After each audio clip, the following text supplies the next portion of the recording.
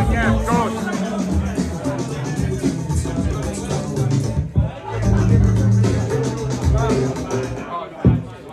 afternoon, the dog and parrot. Welcome along for the pre-match. Put your hands together for the last time before the break for the World Cup. Malcolm MacDonald, Supermac. Malcolm, let's talk first about Newcastle's progression in the Cup. We're in the quarter-finals. Might actually seems as if it was 20 years ago. It's only 12 months ago, but we moved into the next round. Wasn't the best of performances, but we won a penalty shootout and we're through to the next round. What does that mean to you and the supporters? Well, I think it means that we're still in with a chance of winning silverware this season, and I think that that would be absolutely fabulous if the team can go and achieve that for everybody. But it was a skin in the teeth job, and I think it has to be said that it went to prove that where sides that have been playing regularly in the Champions League, they have two almost equal sides. We can't field that. We're a long way away from that, and so we're really not ready for that kind of a competition. But it would be absolutely fabulous if we can go and win one of the two cups. And if the one that we got into the next round with on in the midweek, then fine, that would do me. Let's start winning some trophies. You know, we've now got people who are absolutely full of ambition for the club, both in the boardroom and in the dressing room. Unlike everything that we've known for the last 15 years with Ashley, who wasn't bothered one iota about winning things. You know, and that's the wrong mentality altogether in a game of football. So I'm thoroughly looking forward to it. But what I would say is that how does a goalkeeper not make any saves in a game and finish up with man of the match? Because that's what he was for me. The way that he dealt with three of those penalties was absolutely fantastic. It really was. And I'll tell you what, I was looking earlier in the week at the Daily Mail, and they had 6 football writers all giving the side that should represent England at the World Cup. And Pope wasn't in goal on one of them. Everyone left him out, and I thought, the trouble with the situation for him at the moment is that Newcastle's back line is so good that he hasn't got that much work to do to prove to Gareth Southgate that he's actually the better of the two goalkeepers, and I truly believe that he is the better. And of course the other fella at Everton, he's getting worked by the overload. So I just wish that Gareth Southgate looks very carefully at the situation, but I'm sure that if any of the England games go to penalties, he'll very quickly get the other fella off and put Pope on in the last couple of minutes. Let's not forget, Jordan Pickford's only got little arms, Mark. As for Newcastle moving forward in the transfer window, we're getting linked already with lots of different players. Where would you strengthen in the team at the moment, Malcolm? Well, in all honesty, I'll go back to what I was just saying about Champions League. The sides that succeed in the Champions League, that have been playing regularly there in the Champions League, they can field almost 2 identical sides. And so the strengthening has got to be all over. It's got to be absolutely all over, so that we've got 2 high-quality goalkeepers, 2 high-quality right-backs, and so on. You know, and you look at Trippier, and there is no, and although we've got quite a number of right-backs, Manquillo, Kraft, etc., they're nowhere near the standard of Trippier. So we need to strengthen pretty much all the way through the side. We're short on people who can score goals. That's for sure. Because if Callum Wilson isn't playing and Almiron isn't playing, we struggle to score. And that was proved on Wednesday night. And so there, I think, that's the area that really most importantly needs to be strengthened, because you can't go without goals. Maybe it's in a few years' time when we're talking about winning the treble. It might be the Premier League, the FA Cup and the Carabao Cup, Malcolm, but the treble Newcastle won this weekend was Eddie Howe Manager of the Month, Miguel Almiron Player of the Month, and Miguel Almiron Goal Scorer of the Month, the best goal. What does that say about how far Eddie Howe has brought? Forget about the money, because bear in mind, the Daily Mail is a key example. They keep saying Newcastle are only there because they've spent the money. And I'll reflect on what I said a couple of weeks ago. The last home game, we started the game with 6 players who played for Steve Bruce. We finished the game with 10 players who played for Steve Bruce. The only player that played for Newcastle that hadn't played for Steve Bruce in the last game that we played at home in the league was Nick Pope. So what is those 3 awards and that kind of level performance from the likes of Almiron, Joe Linton say about Eddie Howe as a manager?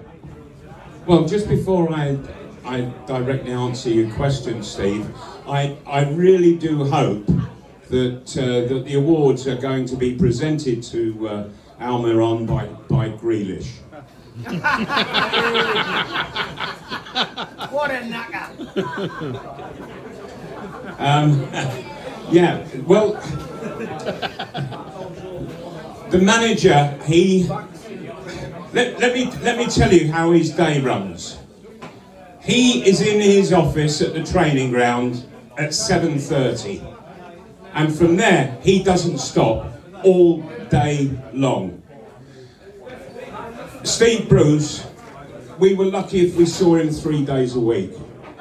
That's the difference, and everything is planned out with Eddie Howe.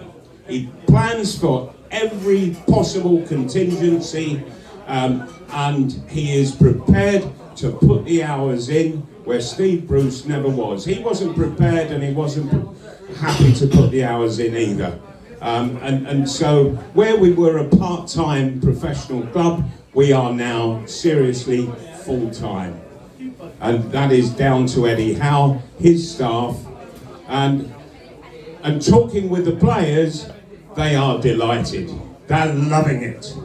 They are all really good professionals. They were screaming at Steve Bruce to work them harder, to get them more together and organised. It's now happening, and just taking one player, for example, Shah just looks a completely different person to what he was when Steve Bruce was here. Totally different. I would have, if somebody had asked me 2 years ago what to do with Shah, I would have said just get rid at the end of the season, if not before. Now I think he's invaluable. He's looking at absolute quality star player, and he's enjoying playing with those around him, and they're enjoying playing with him, and that's an art. That is a real art for a manager to create a back line where they're all happy with each other. There's no complaints whatsoever. They're all on a wavelength and all in lovely organisation, getting the job done. And it shows because Newcastle have got the best goals against record at the moment in the Premiership. I'd like to see them hold on to that in the Chelsea game and go into the World Cup break with that record intact. Just want to say as well, big welcome to Al Walid from Saudi Arabia, who's here for the week. Give him a round of applause, Al Walid. Welcome, my friend. Good to see you. Malcolm, the England squad's been picked this week, and for those Newcastle fans who are a little bit too young to remember Malcolm pulling on the black and white shirt, or those Chelsea fans who are a little bit young to remember Malcolm is still the only player to score 5 goals in one game for England. Give him a round of applause for that. England 5, Cyprus 0. Supermac 5, Cyprus 0 is what it said on the scoreboard. Callum Wilson, Kieran Trippier, and both picked for England this time round, going to the World Cup. We've got 3 players going in total. Nick Pope, of course, as well. Happy with that? I am happy, but in all honesty, by the time the next World Cup comes round, I'd like to see those 3 doubled to 6. That would be absolutely fabulous. But nevertheless, if I had said to you 15 months ago that 3 of the Newcastle players will be in the England squad for the World Cup, you would have laughed at me. But it's actually happening. So that is just how quickly it is all being turned around by Eddie Howe and all the players. They're doing a marvellous, brilliant job. The owners have injected another £70 million into the accounts. Do you think that's a little bit of an advance on the war chest for the January transfer window as well? Yeah, without any doubt. Their intent is there. We all know exactly what their intent is when the authorities have put a cap on the spending of all Premiership clubs. So Newcastle, they know how much they can spend and just how much they can't. And so, yeah, that's 70 million. That's pretty much telling everybody that we are looking to strengthen to the maximum. We did it the last window, we'll do it again this window, we'll do it the next window with these people who have now bought the club and own it outright. These people are serious people who only want to bring success to Newcastle United and to everybody in the city. That's great. What we found out about Ashley very quickly was that Newcastle United was just a vehicle to bring success to Sporting Direct. So he's best out the game, but by heavens, we have got brilliant people in charge. Absolutely brilliant. Two more things I want to speak to you about. First of all, I know it's a repetition because we spoke about this on Wednesday, but on a match day for season ticket holders, we always get a slightly different crowd. You were invited up to the club to talk to the players, the strikers, and I just want to know, first of all, what it felt, again, to be welcomed back into the club, because Mike Ashley, for those of you who didn't know, didn't want ex-players there. In fact, he wanted to squash history, pulled it off the wall, stuck it in a skip. But these new owners have brought the legends back in, and Malcolm was invited up to the training ground to speak to the players, the forwards in particular. What was that like, and what did you say, and who did you speak to? Well, it was in the school holidays. It was the Friday, the day before the Southampton match, and I was asked, because there are 2 training grounds next door to each other. There's the one that the first team train on, and there's the one next door where everybody else trains. And during the school holidays, because it's an expansive training ground, I have to say, and so they had teams from 8 all the way through to 18, apart from all the professionals that were there, and they were working with their coaches. So there's an awful lot of coaches there as well. Every level has its own coach, and so I was asked to speak solely to the forwards of all the teams, and so there was a room full of forwards asked to speak to them, and to my surprise, just before it all started, from across on the other training ground had come Shona Ramiobi, who works for Newcastle these days. Callum Wilson came, sat right next to me, and next to him there was Chris Wood. And so I thought, well, this won't go to waste, what I've got to say. And the theme of what I was saying was that as a forward, you must never be afraid to miss. Because if you're going to score, you've got to miss as well. So you miss some, you score some. And so, I have seen far too many players who, when they duff a shot, they pull back and they don't go forward anymore. They don't want to go through the ignominy of missing. They become frightened of it. It's too embarrassing. If you're going to score goals, you have to miss. So just accept it as a part of it. And what I noticed was that, so having used that, that was the basis, and of course my talk went on to a whole variety of ways in which to score goals, etc. And one of those ways I saw the next day Chris Wood score from. So I'm going to take credit for that goal, if you don't mind. Why not? So don't be surprised that at the end of the season, at the bottom of the goal scoring list, you see McDonald won. I was down at Stamford Bridge last season, and I've got to be honest, that was the first time as a Newcastle fan on the road under the new regime that I felt like Newcastle had arrived in the big time, because we gave Chelsea a game that day. They were without an owner because of the Abramovich situation. We stood there singing, Mike Ashley, he's coming for you. But they got Todd Bowley, somebody worse than Mike Ashley for me, because he keeps trying to push for the Super League. But Newcastle did play well that day, and if it hadn't been for Havertz's elbow, they would have come away with at least a draw. We owe them one today. You can laugh, but I was there, and that was my view. Your view would be different as a home fan. But Chelsea at home today, Malcolm, it's a big game. Newcastle are the form team. Potter's job for me, with an American owner, is under pressure. If he gets beat today, we said this on our podcast, we reckon he'll be out the door by January. They'll be looking for a new manager. But what's your take on Chelsea? How do you see today's game going, and what's your prediction? Well, with regards to the ownership of Chelsea, Americans, they have their own ideas and their own ways in which to do it, and it doesn't work here in English, in British or in European football what the Americans want to do. They want to play in almost an isolationist league, so that there's no promotion, there's no relegation, and it's the same teams over and over and over and over again every season. And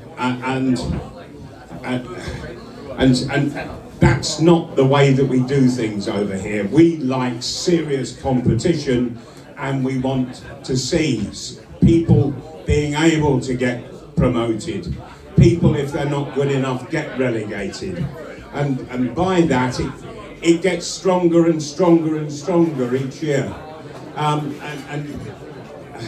And so, this guy who has got Chelsea, it's not going to be easy for Graham Potter, the manager. He did brilliantly at Brighton, and the Brighton people were absolutely delighted with everything that he did. But if he does the same job at Chelsea, nobody's going to be delighted. Really, nobody's going to be delighted. They want more, they want something else. And he's got one hell of a tough job on his hands. With regards to the players, I just don't feel that they are that they have the fluency and are comfortable in a fluency that they used to have 2 or 3 years ago. I'm not all that struck on what they do up front, and our back line is the best in the country at the moment, and so I'm quite happy to say that the scoreline this afternoon is going to be Chelsea 0. I can't see them scoring. They'll have to do really well to break the back line down. And so from there, it is entirely up to Newcastle as to whether they can score. And with Almiron and Wilson in the side, there's every likelihood that that will happen. So I'm going to take a Newcastle win, but I think it'll be a tight old game. Don't worry about that, it will be tight. But I'll take Newcastle to win by a single goal. Great stuff. 1-0 Malcolm reckons. Sadly Malcolm won't be back after the game, but we've got John Gibson coming down to give his view today after the match. Malcolm will be here or at the Market Shaker for the World Cup games. We are going to be doing something, so keep an eye on social media, keep an eye on Malcolm's Twitter. And if you're not on NUFC Matters on YouTube, subscribe today. Malcolm and Gibbo are on every Thursday. But for now, put your hands together for the legend that is Supermac, Malcolm MacDonald.